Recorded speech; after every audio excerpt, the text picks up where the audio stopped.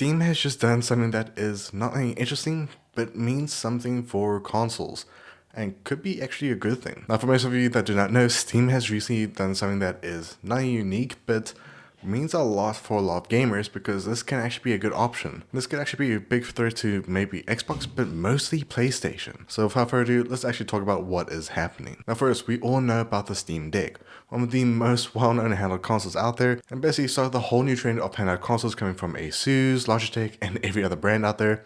And this is not including Nintendo, because of course Nintendo is well known for their handheld consoles. But recently, Valve has announced a whole bunch of new products. In fact, 3 new products. One is their all-new Steam controller, which by the way looks pretty good. It has haptics, it has touchpads, and if you don't want to use touchpads, you can even customize those buttons to be something else. It basically has everything you would expect with a Pro controller found on one controller. And also has a nice little puck that makes it a lot more easier to connect to other devices. Then going to the second product, which is the Steam Frame. This thing is not only highly spec'd, but it has a lot of sensors in it, and basically can run a lot of things, which, I mean, Valve is killing it. Then finally, we got the main talk, the main subject of this whole new products coming from Valve is the Steam Machine. And yeah, that's the name, Steam Machine, or as most people are calling it, the Gabe Cube, because of course, why not, it's the memes. But the Steam Machine is the definition of an Xbox. Literally, it looks like a box. That's the best way to really say it. But this thing is not only unique, but it has decent performance to it. It could actually be a good threat towards Xbox and PlayStation. We're not going to talk about Nintendo because, of course, Nintendo got their own little bubble. But let's talk about some of the specs that are found with the Steam Machine, what it can do in terms of performance, and just how much this will actually mean towards the next generation of consoles. Now, I got the specs of the Steam Machine, and actually has some decent specs to it. Now, for the CPU, it is going to be using an AMD Zen 4, which has 6 cores or 12 threads, which is not bad at all. It's actually a decent CPU. It will actually include 16 gigabytes of RAM, which I know a lot of people are actually kind of confused why there's only 16 gigabytes and not more. But yet again, they are making a console for games that are properly optimized, not games that are not optimized for good performance. So kind of an attack towards games that are not optimized at all. Now going to the GPU, it will include a semi-custom AMD RDNA 3 GPU, which we'll actually talk about later what the GPU could actually be, because there is lots of theories and rumors of what it is. But it will have up to 28 computing units, it will have about 8 gigabytes of VRAM, so it's not high end, but it's still pretty decent. Now there's going to be 2 storage options, which I want to say this to Steam, you guys are good, because the first entry option, which is going to be the 512 gigabyte option, is basically standard towards the likes of the Xbox Series S, which, yeah, it's about 400 gigs in actual reality. But the second option, the main option that I think a lot of users will actually go for, and what I would actually recommend most people to go for, is the 2 terabyte option, which took us years before we actually got that with the current Xbox Series X and the PlayStation 5, so props to Valve, you are doing something that is insanely good. Of course, there are actually 2 ways to actually display your favorite titles on any screen.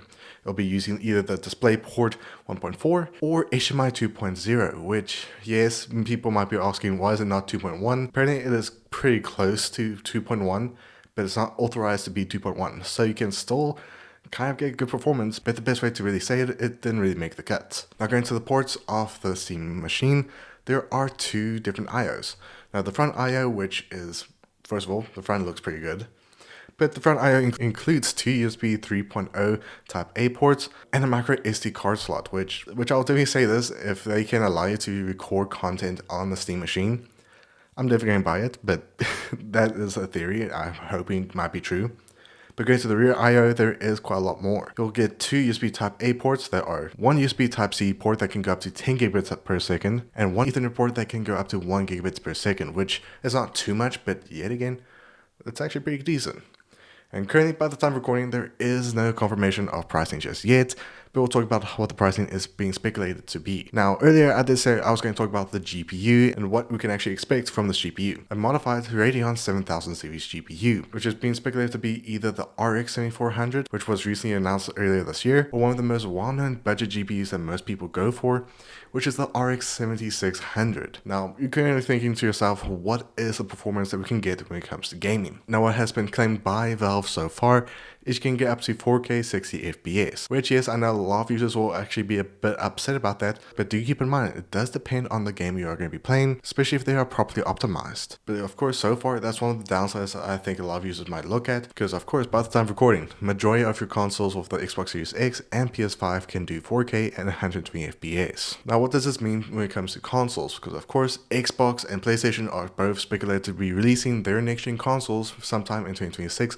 or 2027. This will actually not be much of a threat towards Xbox, because for many of you that do not know, it has actually been recently confirmed that the next-gen Xbox will in fact be a PC system. It will be very similar to what we see with the Steam machine, where you can actually have access to the Steam Store, Epic Games Store, and any storefront you want on your Xbox. That's basically the same thing we have with the Steam machine, where it will also allow you to access all the games on Steam, which actually leaves a big threat towards PlayStation, because of course, you can play PlayStation and Xbox games on the Steam machine, which is another blow towards Xbox and PlayStation.